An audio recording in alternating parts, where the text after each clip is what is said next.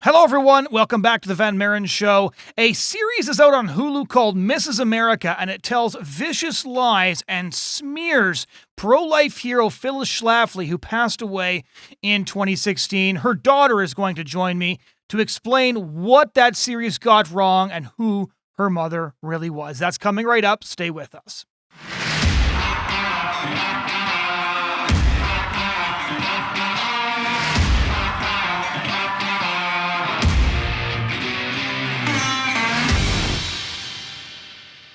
Hello, everyone, and welcome back to the Maren Show on LifeSiteNews.com. My name is Jonathon Van Maren, and every week on this show, I try to discuss issues that are important and fundamental to the culture wars, to the war for life and for family. And on that note, we have a donor at LifeSite News that has promised to match up to $120,000 for monthly donors. So if you don't mind going over to LifeSiteNews.com, you can click on the Frontlines 2020 tab, and you can become a supporter of important life and family news as well. That's heading over to LifeSiteNews.com and going to the Frontlines 2020 tab. Again, there's a matching donor that will ensure that your donation counts for more. So as I mentioned before, today's show, I think, is a very important one because, as we know, popular culture shapes the way we view people. If there's a biopic or a Hollywood movie about a specific figure, that film, that biopic is likely to define who they are in the imaginations and in the minds of millions of people. Now, some of you might know that one of my greatest pro-life heroes has always been a woman named Phyllis Schlafly. She's absolutely an unbelievable person, wrote 26 books. She passed away in 2016 at the age of 92. I had the opportunity to meet her once, to interview her once. She told me that she had debated every major feminist but Gloria Steinem, who never dared to debate her. She was fierce and phenomenal right to the end. She was elegant and beautiful even in her 90s. She was the first lady of the pro-life movement, the sweetheart of the silent majority, as one author famously put it. And this film, this mini-series, Mrs. America, attempts to essentially lie about her, smear her family, and destroy her legacy because they hate her for opposing abortion. And so to clear the lies away, so everybody can understand why you shouldn't watch the series, and second of all, why the series is filled with lies, her daughter, Anna Schlafly Cori, agreed to come on and discuss her mother's life and legacy, what the film gets wrong, and where you can go to find the true story of Phyllis Schlafly's life. So without any further introduction from me, here's my conversation with Phyllis Schlafly's daughter. So just to start off, maybe you can explain to any of our younger listeners and viewers who don't know much about your mother, Phyllis Schlafly, who she was and a bit about her legacy. I think it's a great opportunity to introduce this extraordinary life to people who are younger than I am. I was a young girl when all this happened in the 1970s. So anybody younger than I am would have missed this and missed it in history class because this isn't much talked about. I mean, Right. Here this woman, she came from nothing. She lived in a small town in flyover land. She never was elected to any office. She never was held a government position. And yet she had this enormous power and influence such that 4 years after her death, Hollywood wants to do a smear job on her. Mm-hmm. So let's maybe talk a little bit about the details of her life by looking at how they were misrepresented so that people get an idea of the real story. I do think that somebody has to make an actual documentary about her life at some point because it's an incredible story, right? Your mother shows up in Ronald Reagan's diaries while she was living. Even in her 90s, Forbes was calling her one of the top most 100 influential women in the United States of America. And this is decades after the battle over the Equal Rights Amendment had come to an end. But let's start off with the Equal Rights Amendment. What was the Equal Rights Amendment, and how did your mother get pulled into the fight against the ERA and eventually become the face of the movement that beat the ERA? I think we have to go back a farther step and realize her core was her faith in God. And it was her faith that formed all of her political beliefs.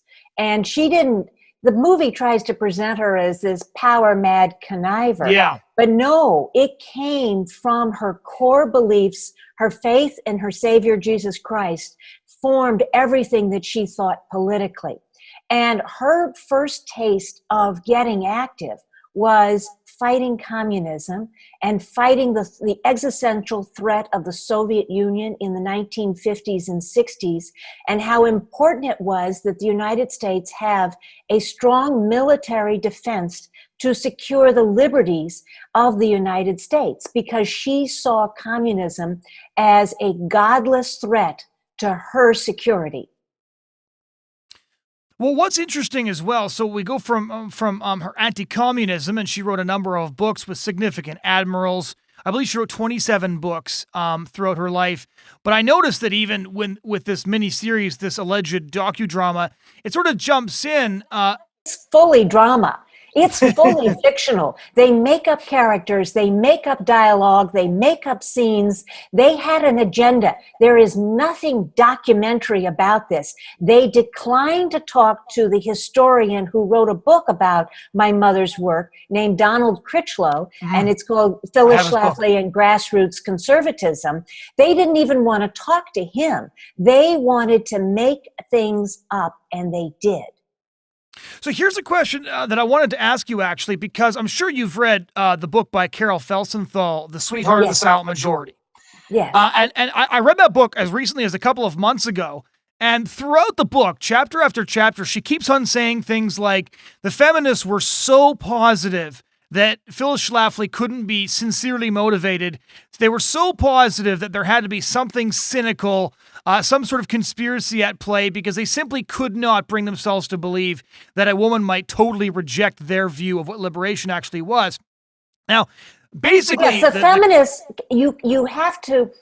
They don't allow for diversity of ideas. If you don't believe them, then you have to be a pawn or puppet of somebody else. And that's one of the threads in this movie, is that she was a puppet of men, you know, who set her up to be the face of anti-feminism. Well, the strange thing, though, is, so I read in one mainstream media article that apparently Carol Felsenthal, or I think I'm pronouncing her name right, the author of The Sweetheart of the Silent Majority, was one of the historical consultants on the film. And the only way that can be the case is if she's decided to abandon her previous research, or if the filmmakers hadn't read that book, because Carol's conclusion was, lover or hater, Phyllis Schlafly was who she was and believed what she believed. And the film fundamentally says she didn't believe her own arguments and was very disingenuous. Do you have any idea what Carol Felsenthal thought of this film, or how there can be such a disparity between what the book said and what the miniseries said? Well, Carol Felsenthal is listed as a producer, an associate producer on the show. She did give advice. Her book was used.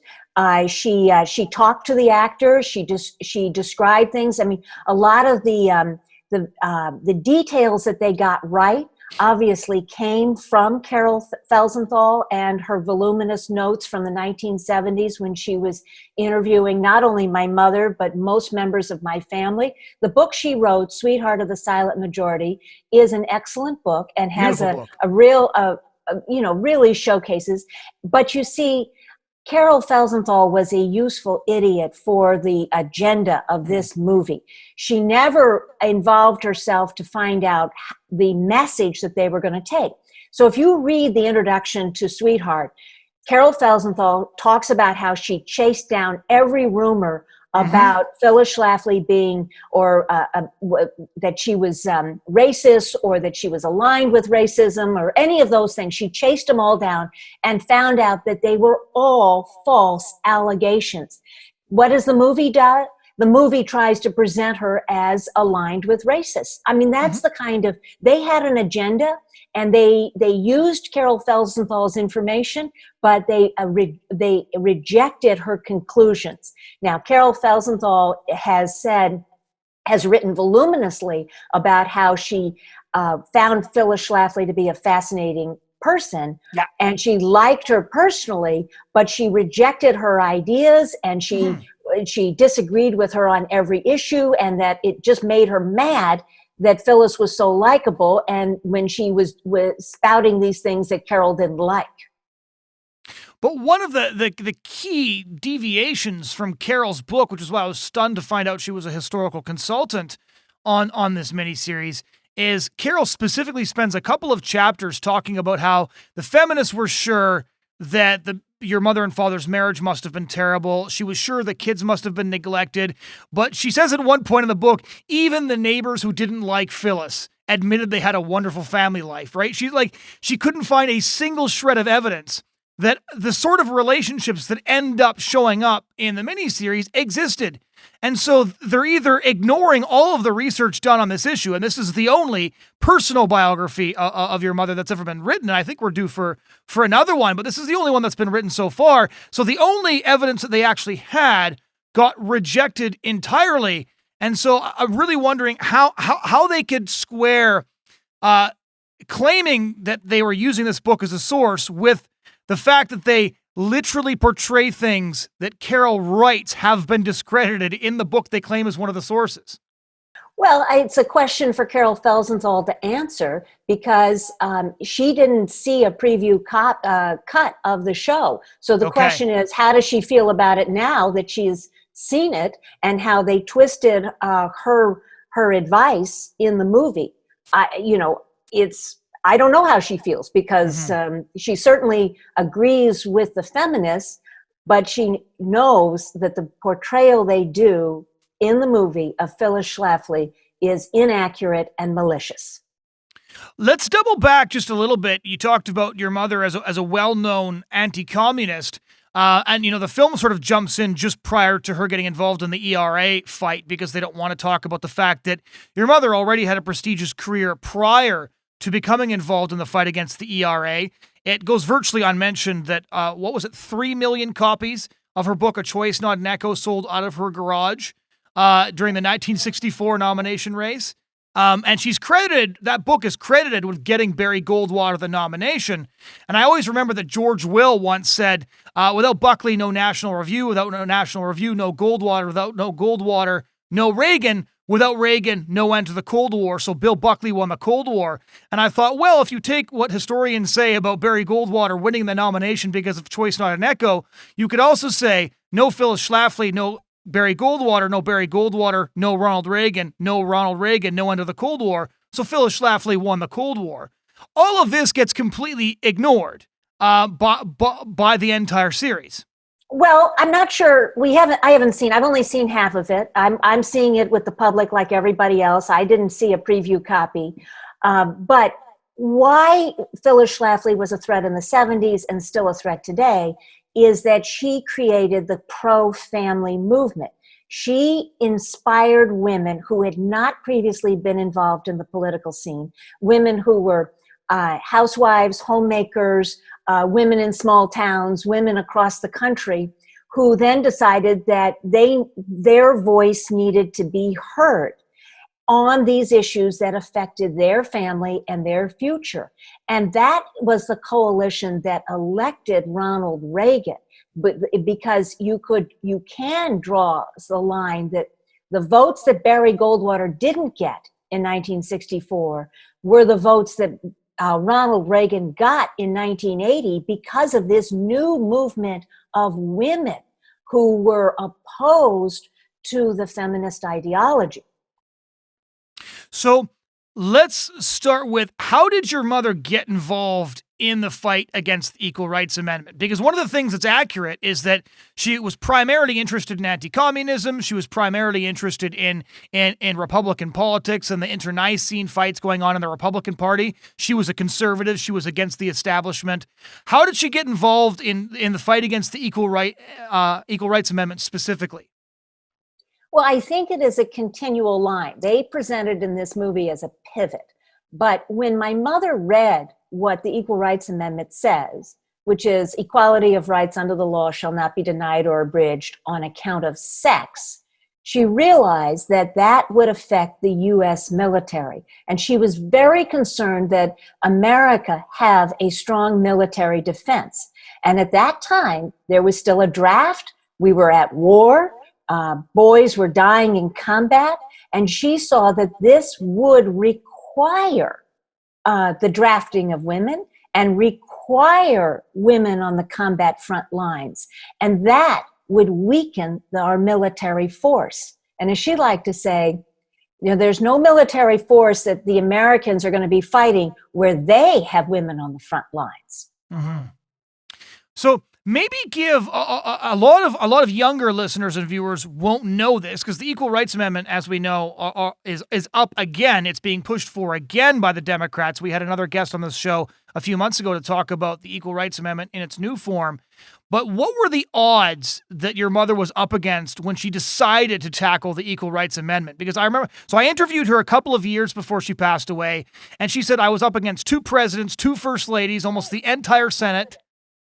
So how, what were when she headed into this fight, what were the odds that she was facing?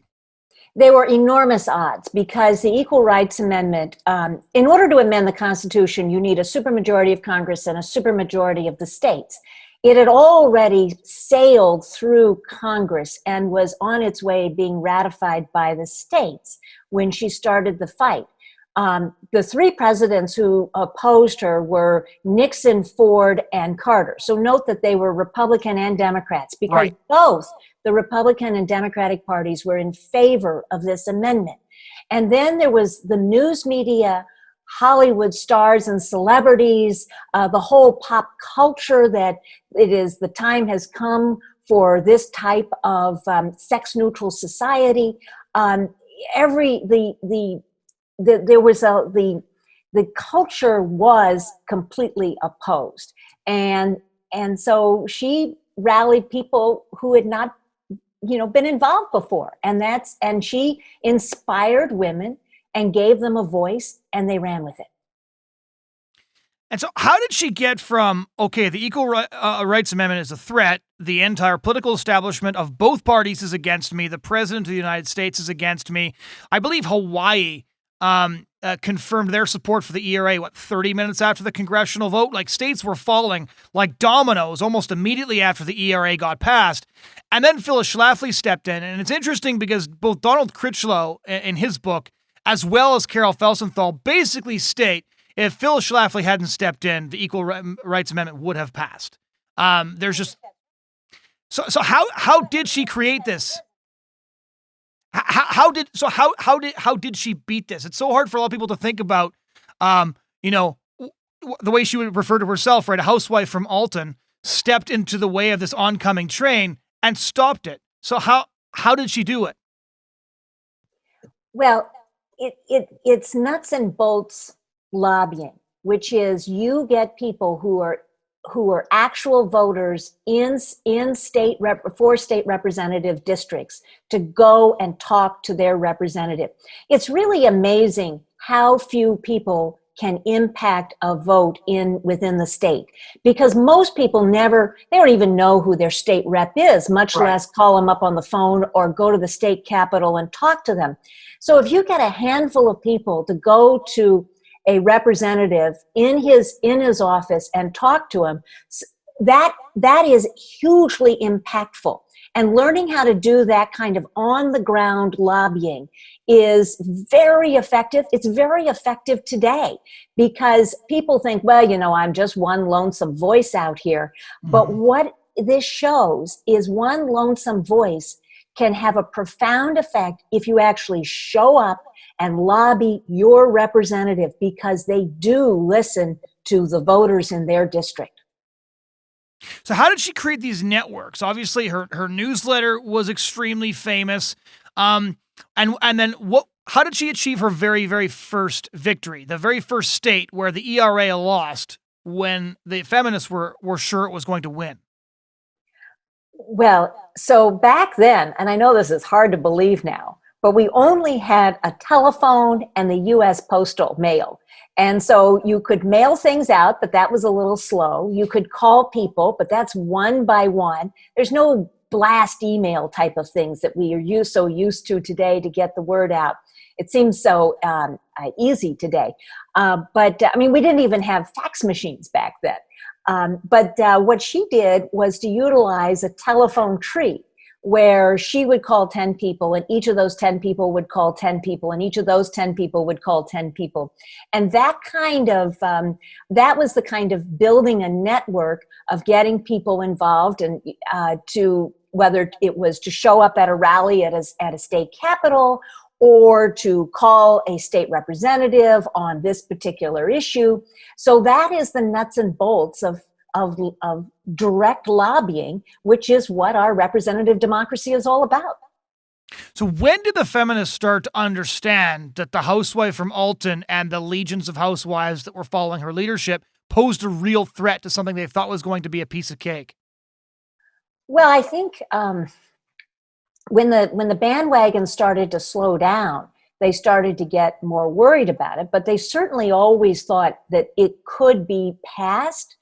And I think they got worried when they passed an extension, and I think it was in 1978 was when they passed, the amendment was due to expire in 79. They passed a 3-year extension that took it to 1982, but the last state to ratify was in 1977. The bandwagon had completely slowed down, and furthermore, 5 states had voted to rescind their previous ratification. And so the tide had turned. And what my mother showed is that the more people learned about the amendment, the less they liked it. When they realized the consequences of what the words mean, they sounded simple, but the consequences were an enormous transfer of power to the federal government. The consequences would really hit the most vulnerable among us, and particularly in schools, athletics, correctional institutions, women's shelters. That's when it really started to hit people that this was not a good idea. So what were a few of her key arguments against the Equal Rights Amendment? Because she often said in her books that one of the most brilliant things that the ERA supporters did was to call it the ERA, because it's so hard to oppose. It's why even a lot of Republicans were like, maybe we're not a big fan of this, but whatever, right? We'll just vote for it. You got to give them something once in a while, sort of thing. So how did she build her successful case against the ERA? What were her key arguments back then? Well, the key argument was always the military. It was always the idea that women would be forcibly drafted and forcibly put into combat troops. And even today, just as Ruth Bader Ginsburg has said, equality means women and men in equal numbers on combat front lines. So Right. just try to envision and so using the words of the supporters of ERA was one of my mother's best tactics. In fact, I think she reprinted the National Organization for Women's Handbook. She reprinted and sold copies of it because she thought the ideas were so crazy that once people read what Now wanted, they would be on Phyllis Schlafly's side. Mm-hmm. So how important was abortion in this entire fight? Of course, partway through the fight against the ERA, Roe v. Wade kind of made abortion on demand a moot point. I know that the ERA would have guaranteed not only the right to abortion, that was sort of an inevitable consequence, but also to a taxpayer-funded abortion. To what extent did abortion figure specifically into the ERA fight? So abortion built as an argument. It was not immediately the argument on it. And in 1973, when Roe v. Wade was decided, for a lot of people, abortion was seen as a Roman Catholic issue. Well, Right. The Catholics were opposed to abortion, but other people said, and it really had to build and build with the faith-based communities in their opposition to abortion. And so the crucial thing that my mother did, and my mother was Roman Catholic, but her organization built on various different religions and their moral outlook on life and their realization that they were also fundamentally opposed to abortion.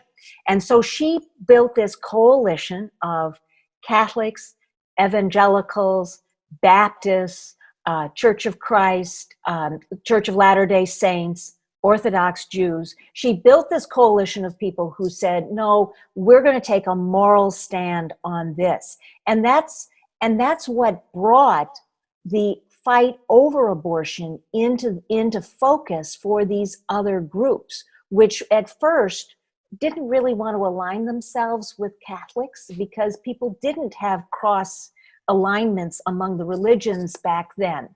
And my mother, when she would have her conferences, she would say to her people, her followers, you may believe the person you're sitting next to will not be saved, but you're going to work together on this issue.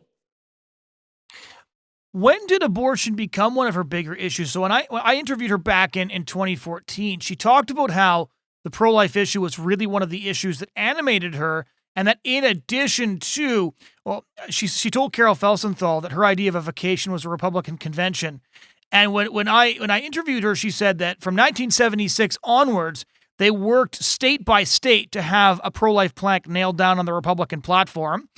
She said, and I'm quoting here, it was a knockdown, drag-out fight from convention to convention, but she said, we've nailed down that pro-life plank and never changed it. In essence, what she and some other pro-life leaders, and there weren't a lot of them at that time, did was essentially turn the GOP into what you see now, which is a pro-life party. It's very difficult to get a nomination in the GOP if you're not pro-life, just like it's now difficult to get a nomination in the Democratic Party if you aren't pro-abortion. So when did abortion become a real animating issue for her, and how did it become something that was one of her focuses in addition to all of her other activism? It was always an important issue for her, and it was more importantly, it was for my father, it was the single most important issue, he thought. Right. He thought there was no other issue on it. But I took time the Supreme Court on Roe v. Wade was a 7-2 decision. I mean, it was seen as, well, this is where the world is going. This is what women want. It was only controversial in 1973 among a minority of people. A lot of it had to build, and it particularly built as the science developed, and the more pictures that we got of the baby developing in the womb was really the turning point to change people's minds about what abortion is and the consequences of it. And so back in the 1970s, there was a fight in both parties, both the Republicans and the Democrats. I mean, that's shown in episode 3 with Gloria Steinem on the Democratic convention floor. But it was a fight in both parties because the Democrats were traditionally the party for Catholics, and the Catholics opposed abortion. Right. In fact, there was a presidential candidate in the Democratic Party. Was her name Barbara McCormick? Do you remember that? In 1976, who ran on a pro-life plank. Now, I don't think this series is going to be showcasing her the way they showcased Shirley Chisholm as running in 72. But that candidacy was about making the Democratic Party pro-life. And so then on the other hand, you have my mother working in the Republican Party to make it pro-life. And then it got, it became an issue that split the parties so fundamentally that for many people is the deciding factor in whether they're a Republican or Democrat today. Now, you mentioned your father, and, typically these interviews that you do, I'm sure, are mostly about your mother and her legacy, but because the series does smear him, I wanted just to take a moment to talk about him. I thought that Carol Felsenthal in her book, The Sweetheart of the Silent Majority, did a wonderful job portraying him. She talks about how their love letters back and forth were often these extensive policy papers, their correspondence back and forth while they were dating. It's quite possibly the wonkiest romance that I've ever read about in my life. But she was made it so clear that although they were obviously very attracted to each other, one of the key things was that they set each other's brains on fire. They had all these long debates, and she was so incredibly intelligent that it kind of knocked him over. Tell us a bit about your father and about their relationship, since I thought that was the most offensive slander. I thought, there was many slanders, but that was the one I found the most offensive. It was very offensive because my father was an honorable man, and my father, yes, he adored my mother. They had a mutual appreciation relationship. My father fully supported my mother in every way, intellectually, financially, emotionally, and spiritually. They were on the same page. And the idea that he was an insensitive brute is such a mistreatment of his honorable life. He actually loved being called Mr. Phyllis. He thought he took it. He had enormous sense of humor, and he liked to say, "I regret that I have but one wife to give to my country." That's I hadn't actually heard that line. That's a pretty phenomenal line. I wanted to ask you a personal question as well. I've read a lot of the reviews now. I think most of the pro life and pro family oriented news sites have come out to condemn the series. The Daily Caller, Live Action, We're Doing This for LifeSite News, The Stream, you name it. What was it like for you and for your siblings personally when this came out? Because obviously, I'm sure that in some ways this series must have been quite hurtful. Well, I reached out many times to talk to the producers and the writers to get, so that they could hear the truth and have the evidence of this remarkable life. But the writer, the producer of the show said recently that she had no desire to talk to anybody who actually knew Phyllis Schlafly, no desire to have evidence or the truth. She had the story that she wanted to write, and she didn't want to be distracted by facts. And so I had a pretty good idea that it wasn't going to be a favorable look. What shocked me was that, I knew they were going to go after her. What shocked me is that how many of her supporters and her family they go after and malign. Not only my father, but my father's sister and some of the women who worked with my mother. They have maligned them and treated them, and they've first of all made them into characters that they were not.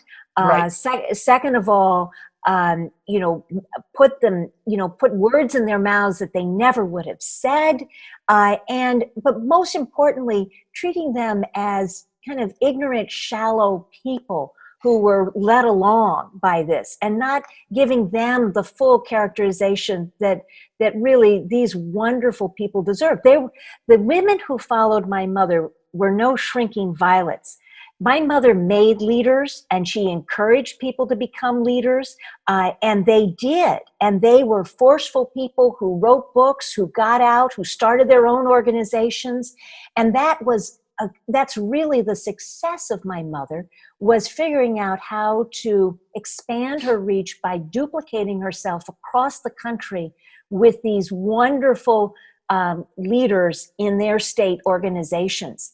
And just as one example, they have a lot of fictional characters that are allegedly my mother's supporters because they don't want to take on the real people. But they do one real person named Rosemary Thompson, and they make her into comic relief, which is just not who Rosemary was. She was a real intellectual and a force and a writer who then later on got a high position in the Reagan administration. I just don't know why they weren't interested in this fabulous story of these women. But I guess it's because they wanted to make heroines out of the feminists instead. Do we have any idea? I was curious about this, and I figured if somebody had heard, you would have, if Gloria Steinem has said anything about this series. I believe she's 84, 85 now. I saw her once at the Women's March back in the day, but of course, she is the hero of the series, right? She's pushing for abortion nonstop. When she gets angry about abortion, it's because, she's overcome with the righteousness of what abortion is and why it's so necessary. There's like the sort of like a founding myth of Gloria Steinem's life, where you see her preparing for that abortion she got in 1957. She actually dedicated her 2015 memoir to the abortionist who killed her baby back in 1957. Do we know what she thinks of the series? I've not seen any comment from her on it, but you're right. She is treated as a heroine. Particularly, you see in episode 4 at the end, where she has her differences with Betty Friedan, but it's Gloria who makes it up to Betty and makes Betty feel better, and Gloria comes off as the star of the show. But she's still alive, and the people they malign are all dead. And one of the things that once somebody dies, you can say anything about them. There's no legal recourse, so it is up to us to defend the lives that who have passed away that they seek to malign. What have other members of your family so far said about this film? Because I do imagine it must have been very difficult, or are they just avoiding watching it entirely? Well, I haven't talked to them since I've seen some of the episodes, and there's still some more episodes to go. But in episode 4, I get a treatment in that episode. Have you seen it? Episode 4? I saw the piece of her with her daughter. I was wondering if that was supposed to be you. So allegedly, my mother throws me in the swimming pool and holds me under water in order to overcome my fears or something. It's really a misunderstanding of my mother, because they try to show an inner life of hers that is all wrong, because the scene before shows what looks like my father bullying my mother, and then my mother turns around and bullies me. Well, nothing could be further from the truth, and that misunderstands the core beliefs of my mother. I mean, it was impossible for her to behave that way, for my father to do that, or for her to behave that way. It wasn't how she operated as a mother, and it wasn't how she treated anyone else. And I always loved to swim. I never not swam. So, because I have you on here, I can't help but ask: would you share with our listeners some of your actual personal memories of both the ERA fight, which I'm sure was operating on sort of the peripheries of your memory to some degree, but growing up in this crazy household where you're like, I remember when I bought Reagan's diaries when they came out. This must have been in 2005 or something like that, when the edited versions got released, and reading about your mom. I think the first time I ever read about your mom actually was in Ronald Reagan's diaries, right? So she was this extraordinary national figure, yet she had 6 children, a wonderful marriage. Would you mind sharing some personal memories of what that was all like? Because now that I have you here, I can't resist asking. Sure. I'm the youngest of 6 children. So by the time the ERA fight came around, a lot of my siblings were already off at college, and I was at home. And my mother her office was always at home.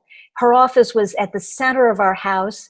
There are no doors on her office, so it was a beehive of activity, and we could hear everything going on in her office, and she could hear everything that was going on in the rest of the house. And it was a free flow of information, of phones ringing, and I considered my childhood to be extraordinarily exciting, because there was always something happening, and it was quite a education for me. For example, our home phone number was listed in the phone book. So it was, anybody could call us any time of the day. And we always answered the phone. And so sometimes they were crank calls, and sometimes they were newspaper calls, and sometimes they were supporters, but it was lively. And that made it, so when I wasn't really on the periphery in the fight in the 70s, I was in the thick of it, because it was really much more interesting than going to school. Do you ever remember there being a sense that your family was different from other people's family, and asking your mother or your father about that? Well, when you're interviewed and photographed for Newsweek at age 8, you already know that there's something different about your family. And that's what happened to me. So one of the other things I wanted to ask you is just so that all of our viewers and our listeners get this straight, because I really do want to persuade people not to watch this series, because it's a vicious smear job against people. And Jonathan, the problem with Hollywood is these images last forever. Yeah. And so people years from now say, oh, well, look at this. This looks pretty entertaining. So we have a website called mrsamerica.org, And not only do we have great articles like the one you wrote, and some other people who have written some fabulous articles, we also have real live video of the real Phyllis Schlafly on the website. So you can see what she really was like, and not the caricature that the Hollywood actress does. No, and anybody who doesn't think that those debates are still entertaining, I urge you, go to YouTube. I've watched her debate with Betty Friedan, her conversations with William F. Buckley. The Eagle Forum has about a 30-minute summary of her life that should get expanded at some point, but is very good, features a lot of those interviews, just to make sure that anybody listening really understands this. We've covered some of the inaccuracies, but maybe run through a list of the major things that not only they get wrong, but based on the reviews in the New Yorker, the New York Times, we already know some of the upcoming mistakes. We don't know the details of them, but we do know what they got wrong. So maybe just run through that list for the listeners. Well, let's start from the very beginning of the show. They show my mother parading around in a bikini at a fashion show at a dinner. My mother was. It's just not possible for her to ever parade herself up. She was a woman of integrity and dignity, and I believe the movie is trying to make her into a sex object and to sexualize her in order to diminish on her intellectual capabilities, because she didn't use and flaunt sex. It's not possible. So then they show a congressman, kissing her and touching her. So also not possible, because my mother very much ascribed to what's known as the Pence rule, where you're never alone with a person who is not your spouse in any kind of situation. And I can attest that she never would have been alone with a man who was not her husband. And I know that because frequently she took me as her chaperone to some of these events that my father didn't want to go to, because my mother would not dine alone with a man who was not her husband, or be alone, or let a man touch her, or flaunt her body out. It's not who she was. And I think that really tries to diminish her character, because fundamental to my mother's life was a lifetime commitment to one person, and she fully lived that. Well, that's what, correct me if I'm wrong, but didn't she name the Eagle Forum after eagles because eagles mate for life? Yes, eagles mate for life. They did get that right. So I guess final question, can you direct the listeners and the viewers, one, to sources of real information about your mother, to anything you want to recommend for them to read, to catch up on, and then maybe let's restate the website there that they can go to pinpoint all of these mistakes. The mistakes are on mrsamerica.org. The organization that my mother founded in the early 1970s with her dedicated group of female volunteers is called Eagle Forum. Our website is eagleforum.org. We are still thriving today. We have a Washington office. Our headquarters is in Alton, Illinois, and we publish a monthly newsletter. We have daily emails, and the website is chock-a-block full of information on all the issues, because I think what's important to realize about my mother is that she was not a single issue person. She was interested in everything. I think there's hardly a political issue out there that she didn't make an opinion or a statement on and become engaged on. And she had a 70-year career of writing, and it's really quite full of her philosophy, and it never changed. She honed her issues, she honed her beliefs, and she was able to broadcast them effectively. Well, didn't President Trump speak at her funeral after she passed away? President Trump gave remarks prior to her funeral starting. My mother had a traditional Roman Catholic funeral. And at a traditional funeral, you don't do eulogies and speechifying like that. Right. Well, thank you so much for joining us to walk through all this. We really appreciate you taking the time. It is my pleasure, Jonathan. Thank you for having me on. Ladies and gentlemen, that was my conversation with Schlafly Cori, the daughter of Phyllis Schlafly, discussing her mother's life and legacy and the lies of the miniseries Mrs. America. Thanks so much for joining us this week. If you head over to lifesitenews.com and click on the podcast tab, you can check out past episodes. If you like this YouTube video, if you subscribe to this show, you'll get alerts for the next episodes coming out. This show does air every Wednesday. Thanks so much for joining us, and we do hope you'll join us again next week.